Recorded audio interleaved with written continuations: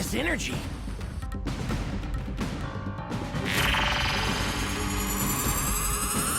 Oh no, we need to get out of here and fast!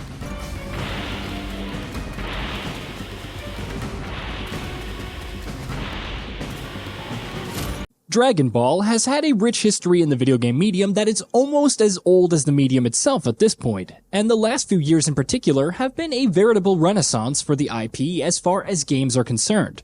With Dragon Ball Xenoverse, and especially Xenoverse 2's enduring long-term success, the incredible Dragon Ball FighterZ, and even the less impressive but still great Dragon Ball Kakarot, they've all hit a lot of different playstyles too. While obviously owing to what the property is, you can see certain types of games being favored more over the others when adapting it. For example, a Dragon Ball Match 3 game probably isn't as exciting for fans of the IP as a fighting game, a brawler, or an RPG. Namco's excellent management of the game output of the series keeps things mixed and varied. However, I don't think even given that variety and the series' typical penchant for trying out a wide array of different styles of games, anyone would have expected Dragon Ball The Breakers. Seriously, at what point did anyone sit down and say, you know what I really want? I want a Dead by Daylight game, but Dragon Ball. Because that's what The Breakers is. Taking the by now extremely well-trodden and popular style of asymmetrical multiplayer games popularized by that game and others like it, and pretty much just applying a Dragon Ball skin to it. The funny thing here is, it works. The Breakers doesn't really try to upend genre conventions much. The few things it does bring to the table, most of them tied into the imagery and lore of the franchise it's based on, are additive and do add some wrinkles, but aren't massive game changers that will cascade onto the rest of the genre from here on out or anything. It's a pretty straightforward take on the Dead by Daylight but Dragon Ball elevator pitch, which admittedly isn't a straightforward pitch in and of itself, but that's water under the bridge at this point. After a short prologue, which does a positively ghastly job of onboarding you and getting you to grips with the mechanics of the game to the extent that you'd probably be better pressed just skipping it and figuring stuff out on the fly for yourself as you go along, you're basically free to dig in. I really do think that the prologue sucks, by the way. It's not just bad as a tutorial, which is a pretty bad thing, but the attempt to tell a story explaining how or why you ended up with the Dead by Daylight but Dragon Ball doesn't really work. The failure isn't actually tied to the story, where the game does a surprisingly decent job of tying the game's premise to the series, the lore, and the history associated with it. It's more to do with how badly it's told.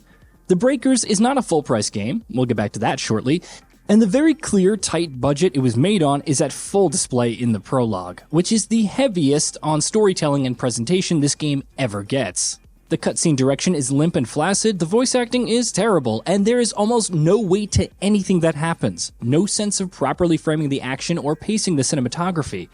It is legitimately horrible, almost as if they accidentally shipped the game with placeholder cutscenes that they put in pre-alpha stage, and had meant to replace with something not even better but actually complete. Right now, the storytelling is so bad it doesn't even feel complete in how out it is put together. The actual premise, one that sees you play as not one of the series' many iconic heroes or villains, but as plain old regular folk who live in the Dragon Ball universe and get sucked in, literally, into the mess that the aforementioned heroes and villains keep creating. It's a promising one, so it's actually a little disappointing to see it squandered here. I certainly hope that this isn't the last time a Dragon Ball game attempts to go down this road. I'd love to see something more focused on the narrative and story side of things set in the universe and following this conceit in the future, hopefully with a higher budget too. Honestly though, as bad as the storytelling in the game is, and as bad a go as the first impression as it does make, it really doesn't matter for much, or at all when it comes to the Breakers. As I said, the prologue is probably the heaviest on the story the game ever gets, so once you're done with it, or skip it, you really don't have to deal with that part of the game and all of its myriads of shortcomings anymore. For almost the entire time you spend with Breakers, you will be playing asymmetric multiplayer games, and whether or not you like the Breakers will come down to A, how much you like the concept, and B, how much you like how this game specifically goes about it. As far as the concept itself goes, it is obviously a fun one, and there is a reason it is so enduring and popular. You either play as one of the series' iconic villains, called a Raider in this game, or as one of the 7 civilians, as a civilian. Your goal is to activate several objects around the map, power points for the super time machine you can use to escape the map, charged with various keys strewn around the map that you can collect, to activate an escape point within the time limit. If you're playing as a raider, you're super powerful, and your goal is to do whatever you can to stop the civilians from escaping. There are obviously other considerations. You find pickups across the map that can help you traverse and fight. There are secondary and tertiary objectives. The map itself keeps you on your toes. You can collect Dragon Balls to grant yourself a wish that can have some pretty major impacts on the flow of a game. And you can even charge up a super meter that lets you temporarily channel a Dragon Ball hero, such as Goku, and use their power to take on the raider directly and hopefully hold him at bay while the other raiders do what is needed to win. This is the part of the game where it, well, not shines, that's too strong a word, but this is where it is at its strongest. A lot of that probably has a lot to do with the central concept being fun, and that the Breakers being at the very least a competitive take on it.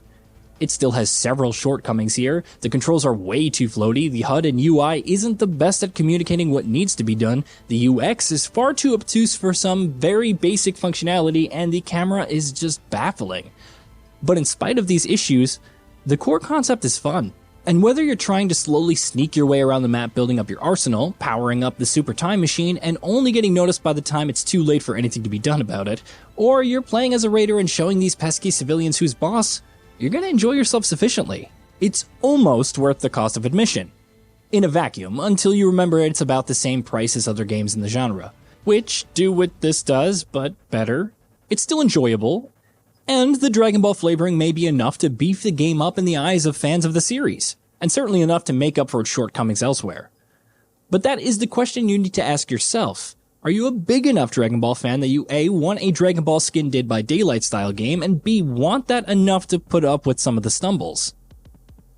If you are a fan of the IP, the concept, and or both, then very honestly, in spite of my griping, there's enough to like here. It's legitimately fun, and just kicking back and playing a couple matches daily can more than cover for the cost of the entry. The monetization in the game feels mostly fair. There is a dacha loot-style box RNG-driven system, and there is a battle pass, though the latter is explicitly free, albeit allowing you to buy ranks. In my opinion, the compact format of the game and the inherent funness of the concept make playing a few matches a day daily engaging enough that you automatically end up engaging in a lot of the grind that locks away lots or some of the more cool stuff. But again, this will come down more to your personal tolerance for grinding than anything. If you do manage to sit through all of the game's many failings, you will at the very least enjoy the core here on a fundamental level, and definitely something that's enjoyable thanks to how it reconciles its bizarre elevator pitch with the trappings of a beloved IP. I have a lot of complaints about the Breakers, but I still like it enough that I plan to keep playing a game or two daily for at least the very foreseeable future. It obviously does enough right at a base level to remain engaging, if nothing else.